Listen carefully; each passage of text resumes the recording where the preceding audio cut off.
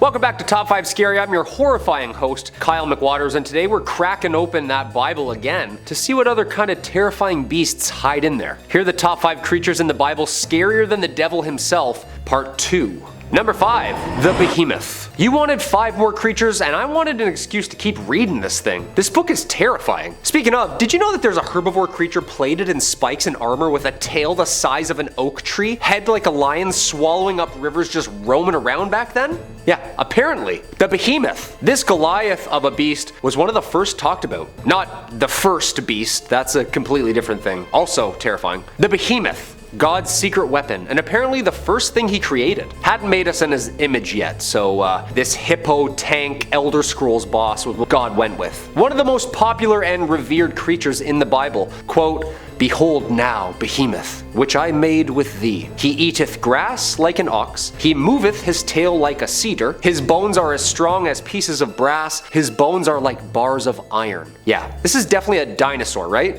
Right? Scholars seem to think that the behemoth is an aggressive exaggeration of a large hippopotamus or rhinoceros. Opening up its mouth and swallowing a river could literally mean it's just an animal thirsty. In 2003, French scientists working in Pakistan claimed to have discovered an extinct species of rhinoceros called a Balak Ethereum, which was much larger, much scarier, and matched the physical description given in the Book of Job. Yeah, that's terrifying stuff. Number 4, Cherubim. These cute flying baby angels we see on soap ads and bottles are a lot scarier and much more sinister than the blonde cupids we're used to seeing. The cherubs, or cherubim, are God's throne bearers and appear over 90 times in the Bible. The Hebrew text says cherubim is a celestial winged being who represents God's spirit on earth and symbolizes the worship of God. In Ezekiel, cherubim are described as angelic creatures with 2 sets of wings and 4 faces: lion, ox, human, and eagle. Okay, this is getting scarier and scarier. The 4 faces of the cherubim apparently represent the 4 domains of God's rule. The lion represents wild animals, man represents humanity,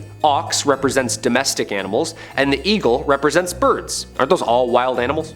I don't know. The cherubim appear in several texts of the Bible, including Genesis, Ezekiel, Kings, and Revelation. Yeah, so lots of people were seeing these things, and they all kind of sound somewhat the same. They all oddly say 4 faces. Like every which way they turned, they could see a face. Some say, quote, "They move quickly, using a wheel within a wheel, and their wings cover their body." Question, what's with all the wheels? People just like looking up into the sky all day must have had like severe floaters in their eyes, because a wheel and a cute baby angel thing look completely different, no? A conjoined wingspan of the 4 cherubim are described as forming a divine chariot, the so-called mercy seat of the Ark of the Covenant. 2 cherubim make the ark and form a space through which Yahweh would appear in Ezekiel's visions. The status of the cherubim are a sort of vehicle for Yahweh in the book of Samuel. So in a sense, they're kind of God's messengers, you know, bringing things up and down from him and to him, including him. Gotcha. A vehicle. Yeah, a vehicle. These images are terrifying. Yeah, and that's a mothership right there. That's a mothership. Okay? Number 3, unicorns. Hold up. This is scarier than the devil, right? Unicorns? Really? Oh yeah. No, not the glittery ones with Farrah Fawcett hair like Hercules rides. More like a firstborn bull. Giant, with a huge spear on its head. He has majesty, and his horns are the horns of a wild ox, and with them he shall gore the peoples, all of them, to the ends of the earth. Okay, yeah, that's really aggressive. I guess unicorns were a little bit scarier in the Bible, huh? A couple times these things are brought up too. It seems like a lot of people were seeing these. Yeah, I'd say a hunk in a suit on a television series is much less scary than a monster horse goring you to death. A ram is mentioned 9 times in the Hebrew Bible. It's been translated to unicorn in the King James Version, and some translations as oryx, which was seen as a wild ox or rhinoceros. Quote, "And the unicorn shall come down with them, and the bullocks with the bulls, and their land shall be soaked with blood, and their dust made fat with fatness." Yeah, harsh. I mean, rhinos and other single-horned animals do this.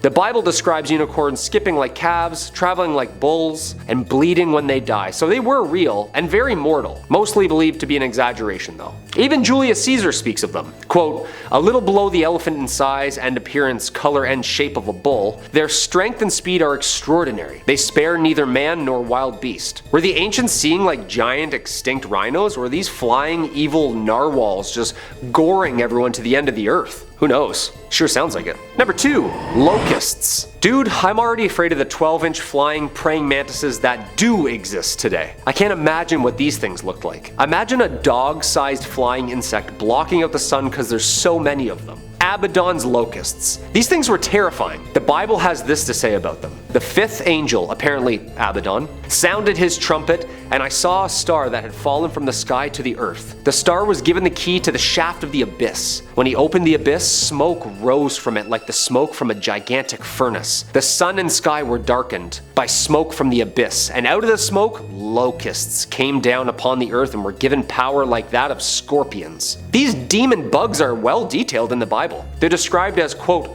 horse-like creatures preparing for battle, adorned with crowns of gold above their head. Their face is like a man, but woman's hair with lion's teeth. Their body was locust-like, covered with iron breastplates. They have scorpion-like stings on their tails and razor-sharp claws, and the sound of their army will be like 1,000,000 horses marching to the battlefield. Dude, that's a locust? Like a locust, the bug? No, I don't think so. They will be freed by their master Abaddon from the bottomless pit and will torment all of the remaining sinners on earth for 5 months. Abaddon is described as the king of the army of locusts.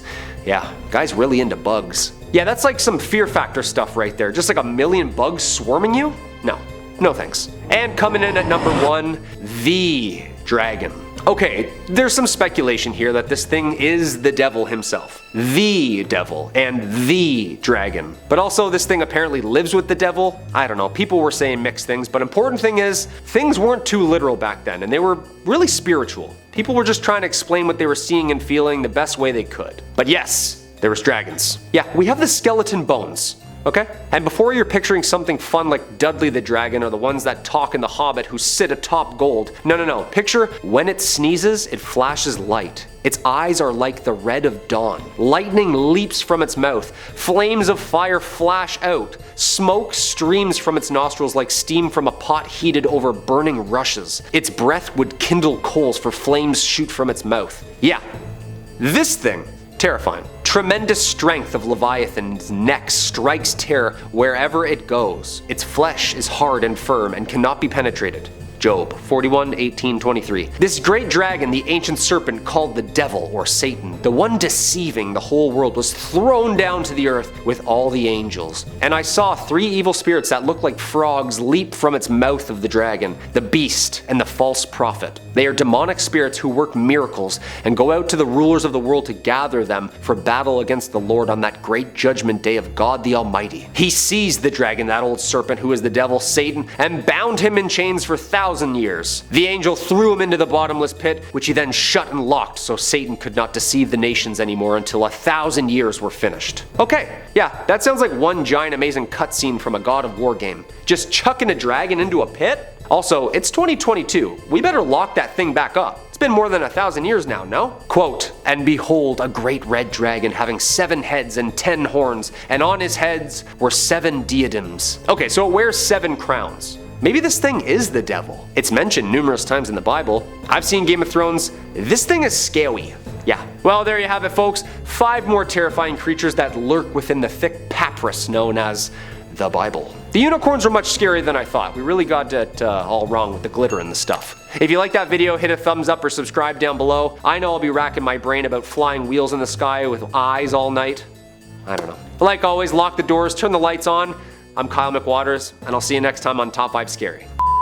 Let's have some fun. Keep it nice and light today, you know what I mean? Head like a lion. With a nasty cough. It's terrible. Sorry. Sorry. Wet lips.